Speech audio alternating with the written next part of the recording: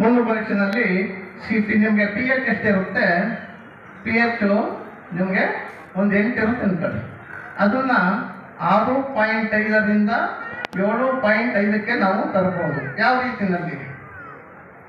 ರೀತಿ ತರ್ಬೋದು ಅದನ್ನು? ಮೂಲ ಪರೀಕ್ಷೆಯಲ್ಲಿ ನಿಮಗೆ ಒರಿಜಿನಲ್ ಕೊಟ್ಟಿರ್ತದೆ. ಈಗ ಸೆಂಟ್ರಲ್ ಗೌರ್ಮೆಂಟ್ ಇಂದಲೇ ಐಶ್ಯಾರು ಅನುಸೂಚನೆಗಳನ್ನ ವಿಧಾನ ಅಂತ ಇರುತ್ತೆ ಮೇಲ್ಗಡೆ.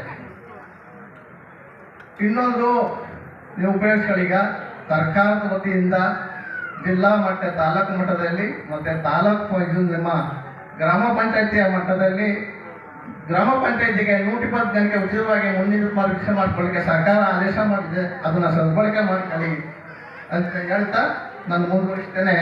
ಈಗ ಉದಾಹರಣೆಗೆ ಕಬ್ಬು ಮಾಡಬೇಕು. ನೀವು ಕಬ್ಬು ಮಾಡಬೇಕಾದ್ರೆ ಏನು ಮಾಡಬೇಕು? ವಿಶೇಷವಾಗಿ ಈಗ ನಿಮ್ಮ ಹಿಂದಿನ ಕಾಲದಲ್ಲಿ 3 ಕಣ್ಣಿನ ಕಬ್ಬು ಮಾಡ್ತಿದ್ರು, ಆಮೇಲೆ 2 ಕಣ್ಣಿನ ಕಬ್ಬು ಬಂದಿದೆ, ಈಗ 1 ಕಣ್ಣಿನ ಕಬ್ಬು ಬಂದಿದೆ.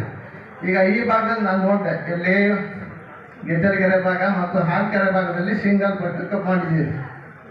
1 ಕಣ್ಣಿನ ಕಬ್ಬು ಅಲ್ವಾ? ಎಷ್ಟು ಜನ ಹಾಕಿದ್ರೆ 1 ಕಣ್ಣಿನ ಕಬ್ಬು? ಕೈ ಎತ್ತಿ ನೋಡೋಣ. 1 ಕಣ್ಣಿನ ಕಬ್ಬು ಎಷ್ಟು ಜನ ಮಾಡಿದ್ದೀವಿ? 1 ಕಣ್ಣಿನ ಕಬ್ಬನ್ನು ಮಾಡಿದಾಗ ಅದೇನಾಗುತ್ತೆ, ಅದನ್ನ 25ರಿಂದ 30 ದಿನದ ಸಸಿಗಳನ್ನ ನಿಮಗೆ ಕೊಡ್ತಾರೆ. ನೀವು ಅದನ್ನ ಏನು ಮಾಡಬೇಕಂತ ಹೇಳಿದ್ರೆ, ಆ ಕಬ್ಬು ರಸಸಾರದ ವ್ಯತ್ಯಾಸ ಇಲ್ಲ ಅಂದ್ರೆ ಅದು ಟಿಲ್ಲರ್ ಬರಲ್ಲ, ಕೆಳಗಡೆ ಬರಲ್ಲ ಕಬ್ಬಿಗೆ. ಅದು ಬರಬೇಕಾದ್ರೆ ಏನು ಮಾಡಬೇಕು? ಮತ್ತೆ ರಸಸಾರವನ್ನ ಯಾವ ರೀತಿ ಸರಿದೂಸ್ಕೋಬೇಕು ಅಂತಕ್ಕಂಥ ಸರಿದೂಸ್ಕೋಬೇಕಂತ ಹೇಳ್ತೀನಿ ಕೇಳಿ. ಅದಕ್ಕೆ ಸಿಂಪಲ್ ಸರ್ಕಾರದ ವತಿಯಿಂದ ಕೊಡತಕ್ಕಂಥ ಜಿಪ್ಸಮ್ ಅನ್ನ ಯೂಸ್ ಮಾಡ್ಬೋದು. ಜಿಪ್ಸಮ್ ಸಿಗಲಿಲ್ಲ ಅಂತ ಹೇಳಿದ್ರೆ ನೀವು ನಿಮ್ಮ ಮನೆಯಲ್ಲಿ ಇರ್ತಕ್ಕಂಥ ಹುಣಸೆ ಹಣ್ಣಿನಲ್ಲಿ ಅದನ್ನು ಮಾಡ್ಕೋಬಹುದು.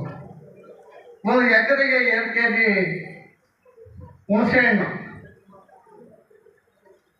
ಮತ್ತೆ 2 kg ಸಾವಯವ ಬೆಲ್ಲ, ಇದರಲ್ಲಿ ರಸಸಾರವನ್ನ ನಾವು ತಯಾರು ಮಾಡ್ಕೋಬಹುದು.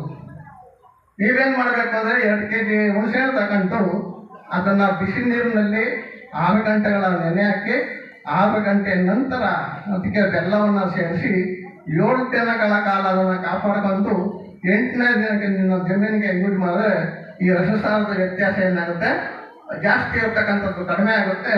ನಿಮ್ಮ 1 ಕಣ್ಣಿನ ಕಬ್ಬಿನಲ್ಲಿ ಕೆಳಗಳು ಜಾಸ್ತಿ ಬರುತ್ತೆ, 7, 8, 9, 10 ಈ ಥರ ಬರುತ್ತೆ. ಆಮೇಲೆ ನೀವು ಏನು ಮಾಡ್ತೀವಿ? ಜೀವಾಮೃತ, ಪಂಚಗವ್ಯ, ದಶಗವ್ಯ, ಅಮೃತಪಾನಿ ಈ ಥರದ ಮಾದರಿಯ ಸುಮಾರು 20ರಿಂದ 30 ಬಗೆಯಲ್ಲಿ ನಾವು ಸಾವಯವ ಕೃಷಿಯನ್ನು ಮಾಡ್ಬೋದು. ಅದನ್ನ ನಾನು ಹೇಳೋಕ್ಕಾಗಲ್ಲ, ಶಾಲೆಗಳಲ್ಲಿ ಮಾಡಿಕೊಡ್ತೀನಿ. ಕಾಲಾವಕಾಶ ಕಡಿಮೆ ಇರೋದ್ರಿಂದ ನನ್ನ ಮಾತನ್ನು ಮುಗಿಸ್ತಾ ಇದ್ದೀನಿ. ನಾನು ಮೂಲತಃ ಗೆಜ್ಜಲಗೆರೆ, ನಾನು ವಾಸ ಇರೋದು ಪಾಂಡವಪುರ ತಾಲೂಕು ಕಡತನಾಡು. ನಾನು ಕೆಮಿಕಲ್ ಫ್ಯಾಕ್ಟ್ರಿಯಲ್ಲಿ ಕೆಮಿಕಲ್ ಫರ್ಟಿಲೈಸರ್ ಫ್ಯಾಕ್ಟ್ರಿ 10 ವರ್ಷ ನಾನು ಕೆಲಸ ಮಾಡಿ ರಿಸೈನ್ ಮಾಡಿ ಸಾವಯವ ಕೃಷಿಗೆ ಬಂದು 12 ವರ್ಷ ಆಯಿತು. ಮತ್ತು ನನಗೆ ಕೆಲವು ಗುರುಗಳ ಮಾರ್ಗದರ್ಶನದಲ್ಲಿ ಸಾವಯವ ಕೃಷಿಯಲ್ಲಿ ನನಗೆ ಬಹಳ ಪರಿಣಿತಿಯಾಗಿ ಈಗ ನಾವು ಸಾವಯವ ಕೃಷಿ ಸಲಹೆಗಾರನಾಗಿ ಕೆಲಸ ಮಾಡ್ತಾ ಇದ್ದೀನಿ ಅಂತ ಹೇಳಿದ ನಮ್ಮ ಆಸನ ಮುಗಿಸ್ತೇನೆ.